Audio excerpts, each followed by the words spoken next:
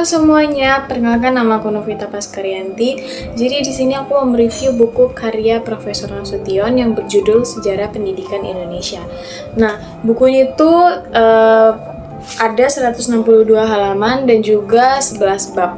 Jadi aku mau bahas babnya satu persatu dan juga di akhir nanti aku mau bahas kelebihan dan juga kekurangan dari buku ini. Untuk itu kalian tonton videonya sampai habis ya. Nah oke, sekarang kita akan bahas yang pertama yaitu bab 1. Judulnya Pandangan Umum tentang Politik dan Penyelenggaraan Pendidikan Kolonial.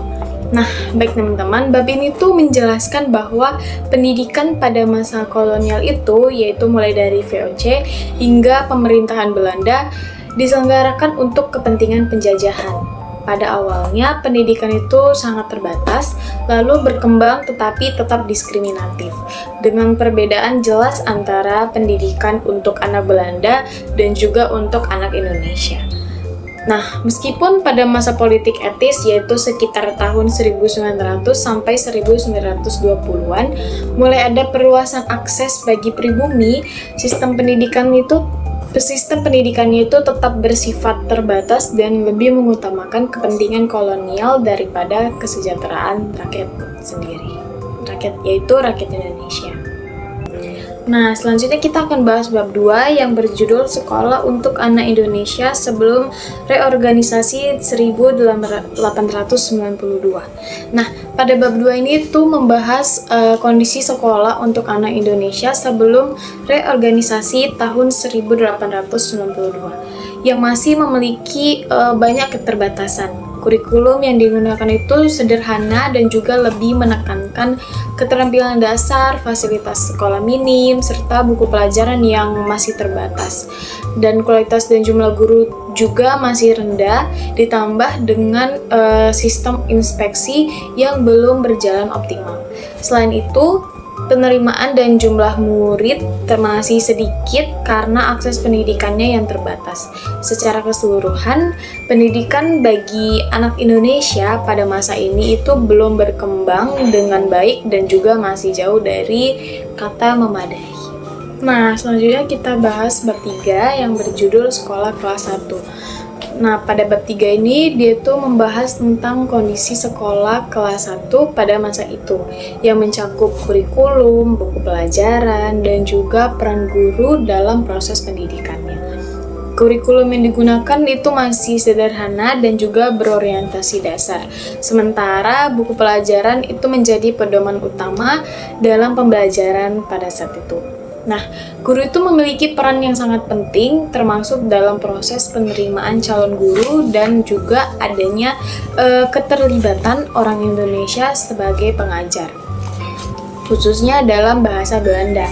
Nah, secara keseluruhan, bab ini tuh menunjukkan bagaimana sistem pendidikan dasar mulai berkembang dengan berbagai keterbatasan namun tetap berfungsi sebagai fondasi awal pendidikan formal.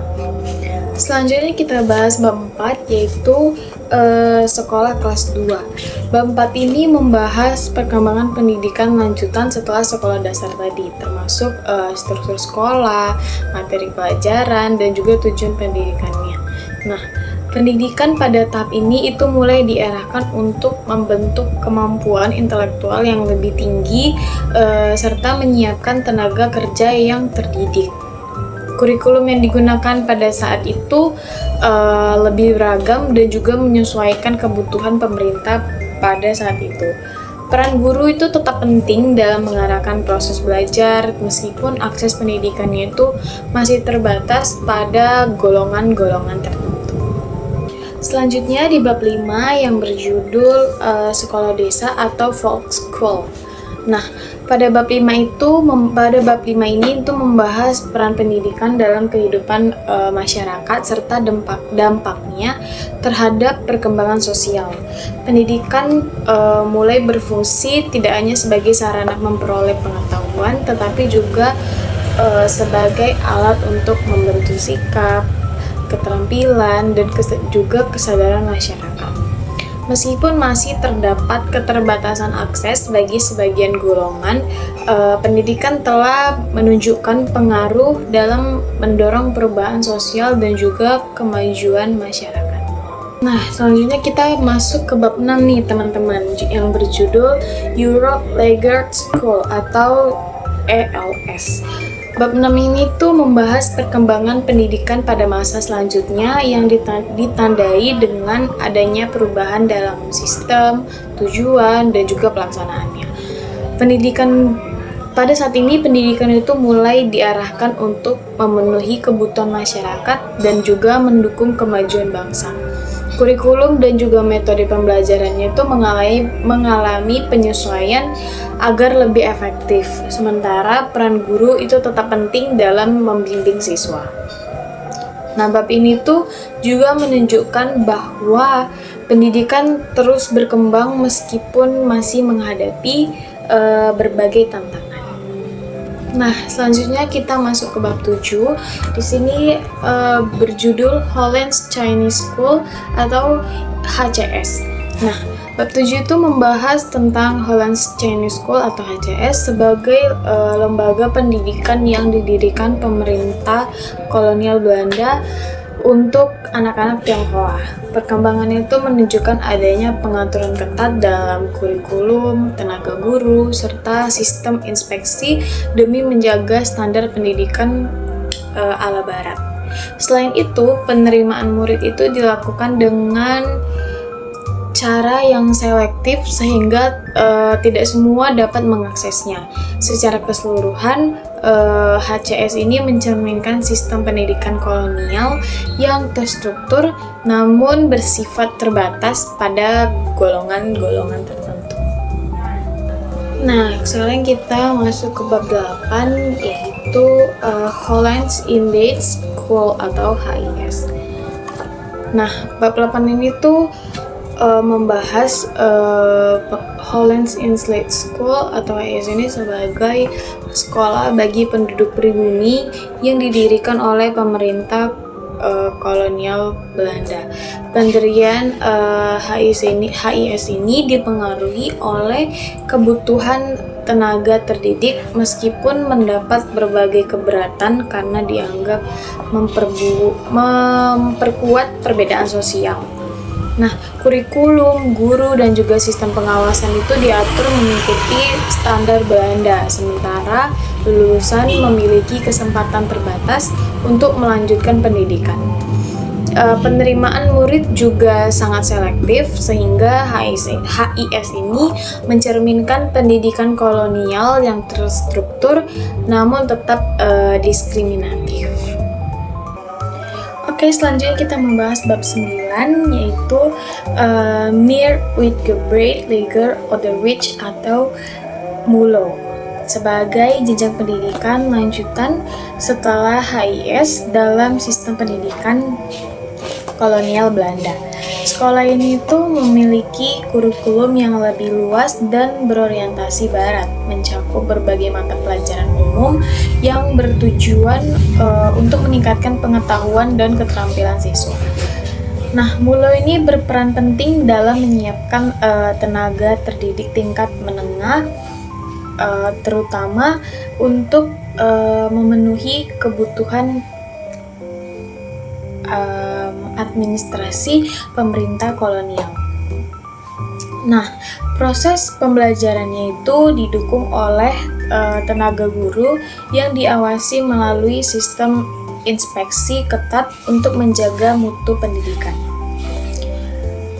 Baik, selain itu penerimaan murid dilakukan secara selektif dengan jumlah yang terbatas, sehingga pada pendidikan ini itu hanya oleh kalangan-kalangan tertentu yang dapat mengakses pendidikan ini. Nah, lulusan MULO itu memiliki kesempatan untuk melanjutkan ke jenjang pendidikan yang lebih tinggi, meskipun peluang tersebut tetap dibatasi oleh kebijakan kolonial.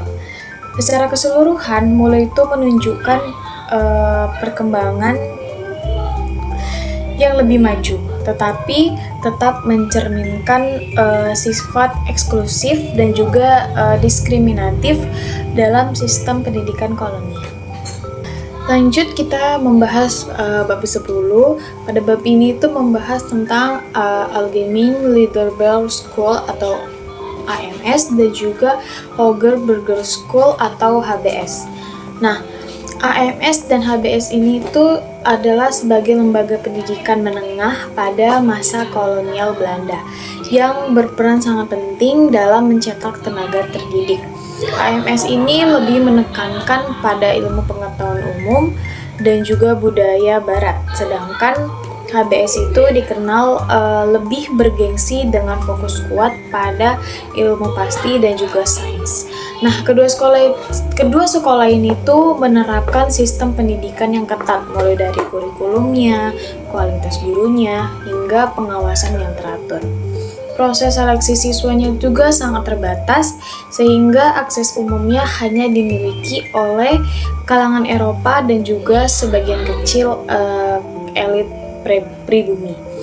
Lulusan dari sekolah ini memiliki peluang lebih besar untuk melanjutkan pendidikan tinggi atau menempati posisi penting dalam pemerintahan, sehingga menunjukkan bahwa pendidikan kolonial tidak hanya berfungsi sebagai sarana belajar, tetapi juga sebagai alat pembentukan struktur sosial yang tetap bersifat diskriminatif. Oke, sekarang kita masuk ke bab terakhir, yaitu bab 11. Di bab ini membahas tentang perkembangan pendidikan tinggi serta terbentuknya sistem pendidikan di Indonesia pada masa kolonial.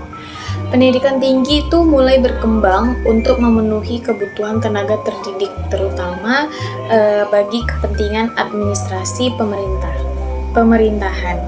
Namun tetap dipengaruhi oleh politik pendidikan kolonial yang membatasi akses bagi pribumi.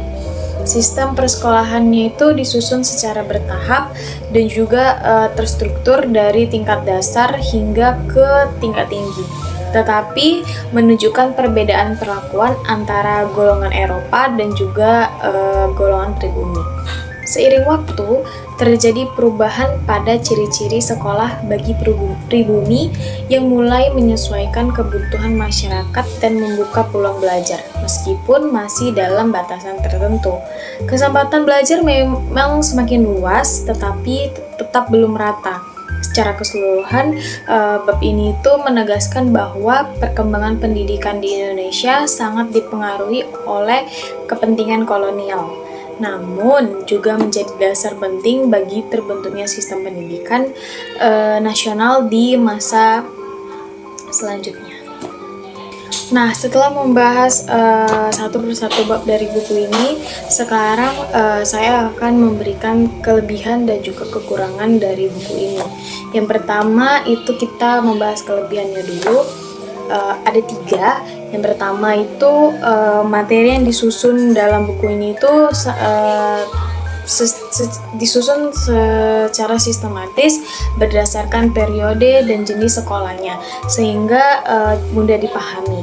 Yang kedua, buku ini menggunakan data dan juga penjelasan yang mendukung pemahaman sejarah pendidikan secara mendalam. Dan yang ketiga itu membantu pembaca memahami hubungan antara pendidikan dan juga kondisi sosial politik pada masanya. Yang selanjutnya saya akan memberikan kekurangannya. Kekurangan dari buku ini itu yang pertama, bahasanya cenderung formal sehingga agak sulit dipahami bagi pembaca pemula. Nah, yang kedua itu buku ini tuh minim ilustrasi atau contoh konkret yang dapat membantu visualisasi pembaca.